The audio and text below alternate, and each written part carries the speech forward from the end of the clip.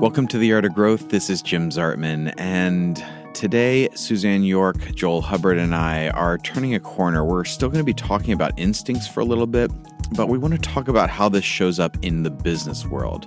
So we're going to do a little mini season, what we're calling Business Instincts.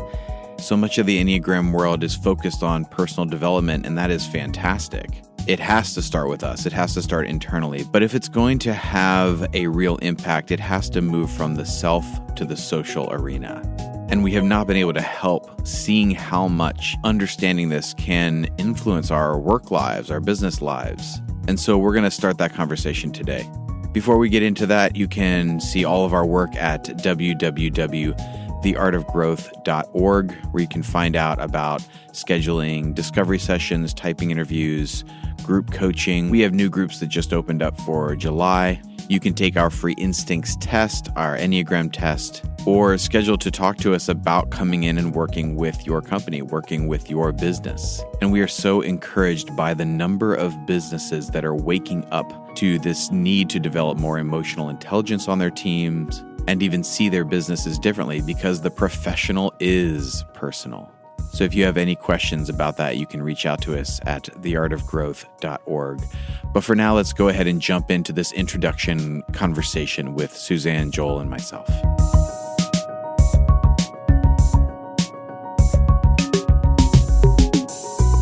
Hey, I am so excited to be back in the studio with you both after an absolutely incredible season that you offered to the wider community. And I am so incredibly impressed with the work that you did recently and just really happy to be back. Oh, it's so good to have you back. It was so amazing to have you on the Live Instincts event, and you sharing your story and your journey through the instincts was hugely beneficial to everyone who got to hear it. So that was a great way to kind of bring some of that stuff back. But for those who haven't heard that or who weren't present, do you want to give us a quick fill-in on a little bit of that? You've also been you've been on a journey. deeply invested in your work world. Yes, there's been a lot months. going on. And as I've been taking in everything that you've offered in the podcast of the past couple weeks, I have just seen all of the ideas and concepts and the things that you're unearthing in the work world.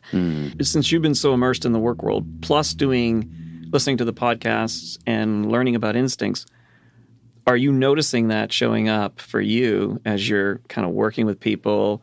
Are you seeing the instincts show up? Yes.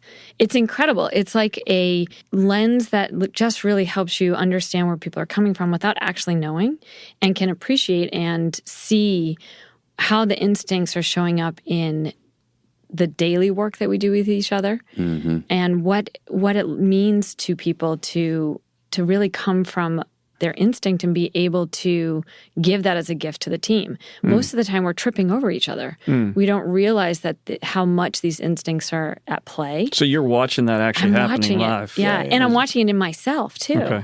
I'm seeing my own instincts show up in different ways, and my reactions to other people's instincts. And I don't know. I don't walk around and ask people, what are your instincts?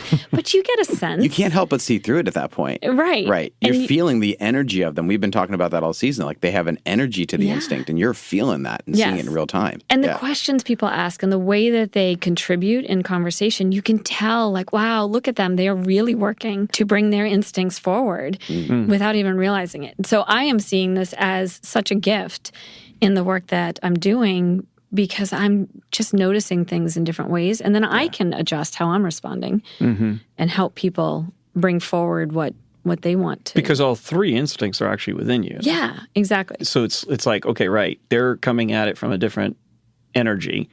Can I shift mine in some slight sense, call that up maybe a little in me, and see if I can meet them a little bit halfway across that bridge? Yes, there's that for sure. And then there's times where I might have a natural response that I want to give, and I'm realizing that it's my instinct that's calling for that response, not the situation itself. Oh, interesting. If you haven't heard the story, through working on the instincts, I've been able to identify that I come from a preservation instinct as my primary. And I can tell in the times when that instinct is a good thing because it's going to help the team be able to identify and navigate some potential risks or put processes in place that give us a sense of structure and security. But I can also tell when I'm about to do something that would hold the team back. Oh, wow. And so I look to the team members that I believe are coming forward with a more advancing instinct, and I can embrace that and say, oh, this is good. I need them to pull me out of what would have been more of a slowing down response in some cases. That's a lot of awareness. Because you're in some ways it can be almost like overwhelming, right? Totally. Oh my gosh. Yes, it is definitely this. The more I learn, I realize I look backwards and think, wow, how was I showing up before? Because that must not have been easy to work with me.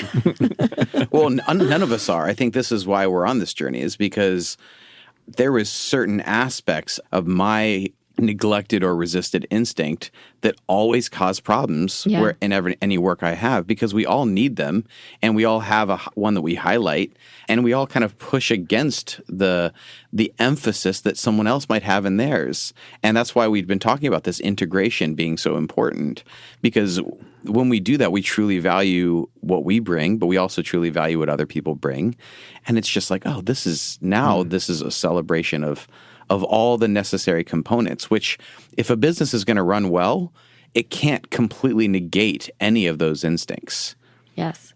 I think you mentioned you're preserving energy, kind of holding back sometimes, and appreciating those with a more pushing forward kind of energy, that's helpful. And I think in the past where I would find myself losing my sense of passion, juice, energy, was when whatever it was that I had done, I'd launched something new, I'd pushed to start something, and then it was maintenance. It was starting to get into more of a maintenance mode, and I would lose it. I could not contain that, and I could not continue to have that drive. And no matter how hard I worked, it was like I was losing all sizzle energy myself. I could not do it. Yeah. And realizing that happens on any given day. If I can feel it sort of, okay, I'm more in that like the grind part of the aspect of work, can I call up more of that preserving energy? And that's been helpful to push through stuff while also recognizing I've got to keep advancing, because that's energy true to that's who you are. Yeah. And there are people who want to take that thing that you created and make it really work for the team. And so the preserving energy isn't just about the self, it's about the entity. Mm-hmm. And so there's a lot of passion around making sure the team has what they need and the structures in place to be successful. And so people will take what you've created and then really bring it to life and love doing that. Yeah. So you need both. Yeah. I mean, imagine if you only had the creators and not the ones who were then going to implement it and institutionalize it. Yeah. Or if you only had those who could keep a well-oiled machine going but didn't know how to build the machine in the first place. We need it. We need it all. Well, you think back to, you had your pioneers, you had the hunters, and you had the gatherers, right? Way back when. But you also had those people who knew how to create social structures for the survival of the human species, for the betterment of our lives. And so all three were present, and now all three show up in business. It's like, you've got your hunters, you get those who really want to take the next hill and push and see something new and they want to break free from rhythms and routines. And you have those who are excellent at saying, let's create something that's sustainable, that can keep going for our well-being, right? And by the way, that preserving energy so when we speak of this, we're also reflecting on the traditional language that came from the early psychologists like Freud and Adler, which were self-preservation, sexual, and social. In the way we speak of it in terms of business, it's preserving energy, and it's that kind of immersing kind of energy, and then also the teaming. And all three are very, very important, but the self-preservation can sometimes sound like it's a preserving of the self, when preserving energy is really about how can we preserve the organization? How can we do really well to make sure that this entity continues and thrives? There's a place that people want to do business with us because we're dependable. There's routine to us. There's rhythms to us. So that kind of energy is critical. At the same time, you have to have, but where's the company going? Because it can't stay still. And if it stays still, it dies, right? So it has to keep moving forward. And then you also have to ask, but who are the teams that are going to bring this about? And how are those teams functioning? Because companies rise and fall on good teams.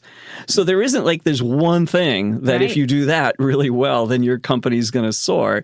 It's you have to have all three. Well, and I have an image in my head, and this analogy might break down. So let's see if it works. But if not, forgive me in advance. So I picture, we're all traveling in some sort of a vehicle together, and you need someone who's going to put their foot on the gas.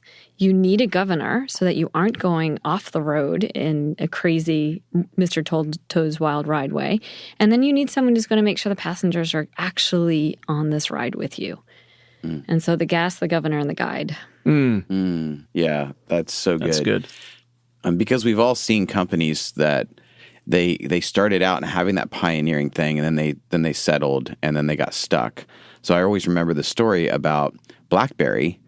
They were like the cutting edge thing, and they had great security. And then when the iPhone came out, they had the meeting, and someone held up the iPhone. And they said, "What are we going to do about this?" And everyone in the room said, "Nothing. That's not what we do." And so it had the preserving energy, but it missed some of that forward pioneering energy that might come from the sexual instinct that would have helped save the company, because eventually they became completely irrelevant in the wake of that. So it's like you do need these different energies. But it's interesting to think about, if we're trying to talk about archetypes and zoom out a little bit, certain kinds of industries and certain kinds of companies tend to have as their centerpiece one of the instincts as the main focus of that actual industry. And I think it helps people understand the instincts a little bit more in the workplace as we kind of look at this series and start talking about this, to look at, companies that really center in on a particular instinct. They have to have all of them within the company to make it function as a company. But the forward face, the thing that you see, the thing that you think about when you think about that company, has a particular instinct to it. It's trying to appeal to that part of your instinct within you. It's trying to call that out. And when I think of, self-preservation energy, or preservation as we're going to call it in this sense, because it isn't just about the self. It's about preserving. It could be preserving the unit. It could be preserving your home. It could be preserving your family. There's a preservational energy to particular companies. And it's an intelligence too.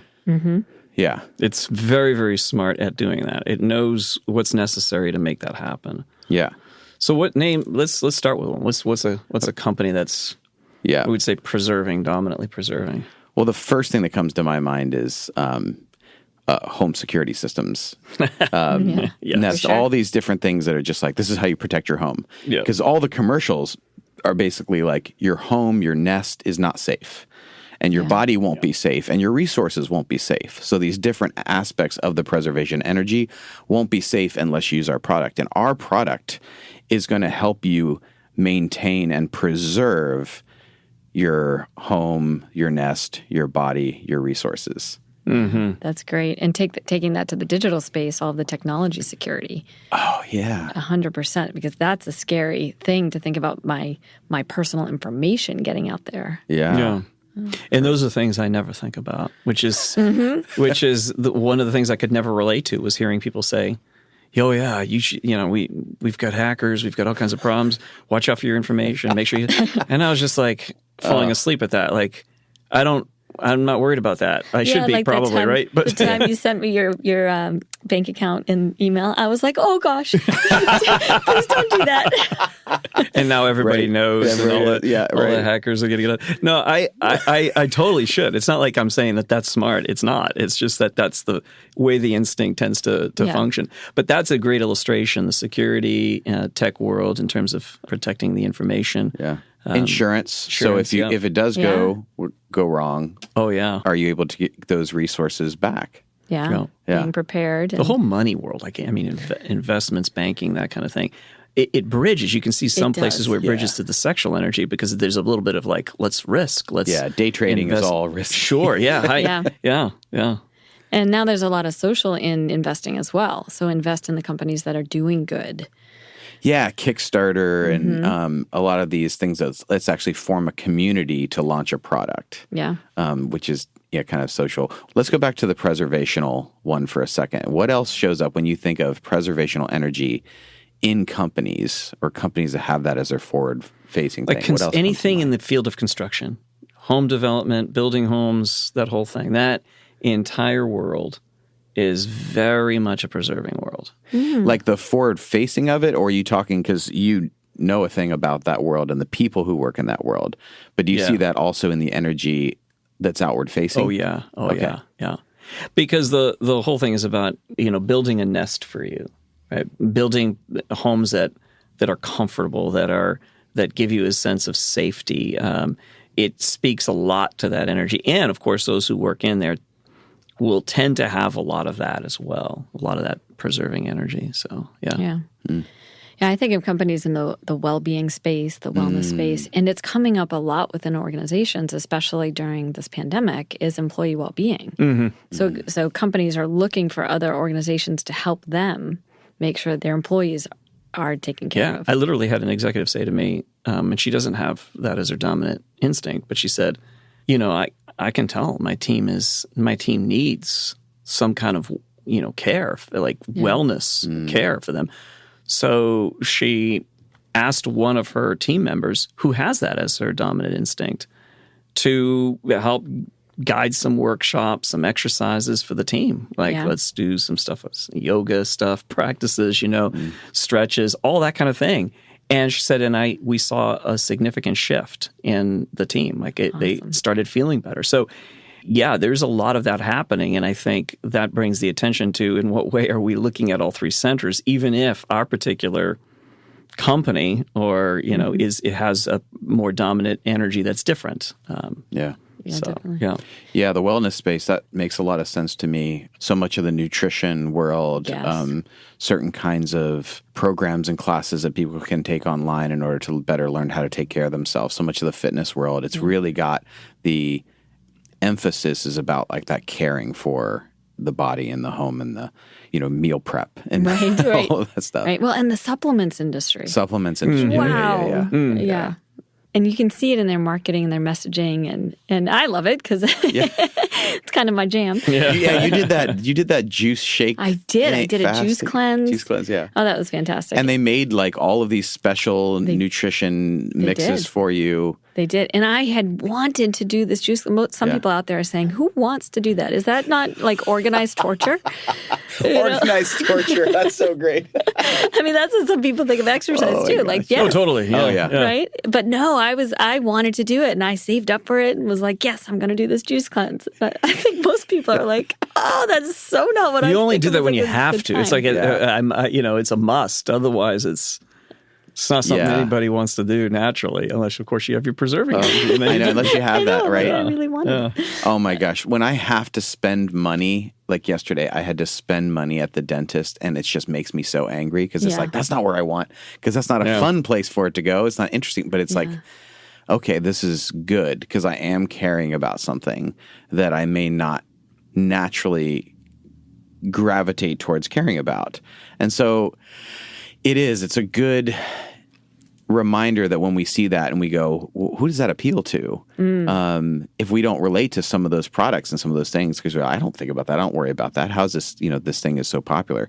Because it is actually something that is important to who we are. And we all have a body we need to take care of. Yes. And it might be different parts in our life we realize how much care it actually needs. Oh my gosh, yeah. But well, and if we were to do pure math, if a third of the people had, preserving instinct as their first and a third had them as their repressed, well, that's 2/3 of people that eventually need to want to or need to pay attention to that.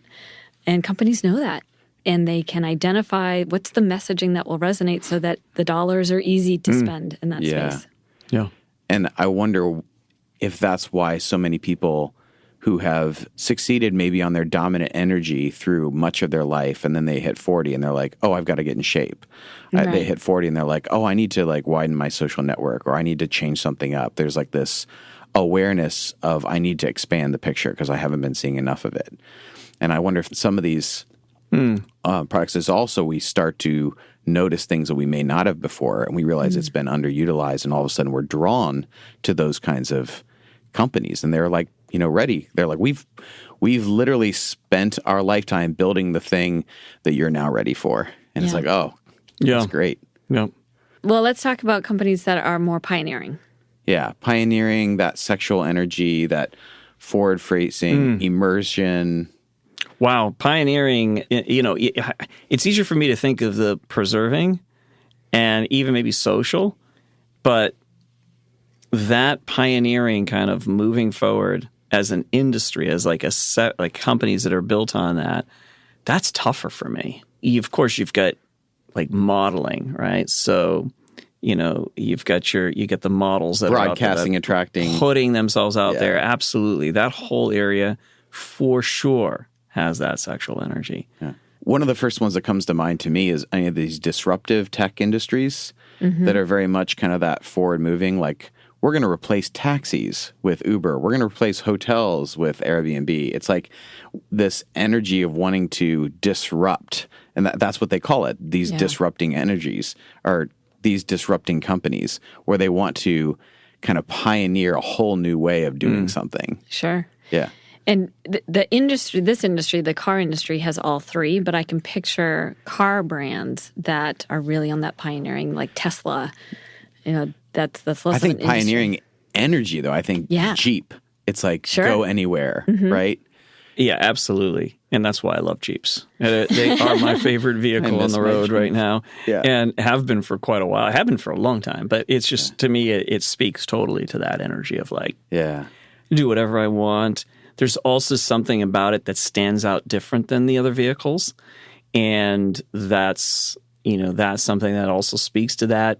Doesn't look like anything else. Stands out. Broadcast itself. Yeah. And it can shape itself. That's the amazing thing, is it's not static, right? So if you think of that pioneering energy, it resists anything that has to do with stasis, because that feels very much like I'm dying here. I'm not moving forward. I'm not growing, and you can see the Jeeps themselves take on.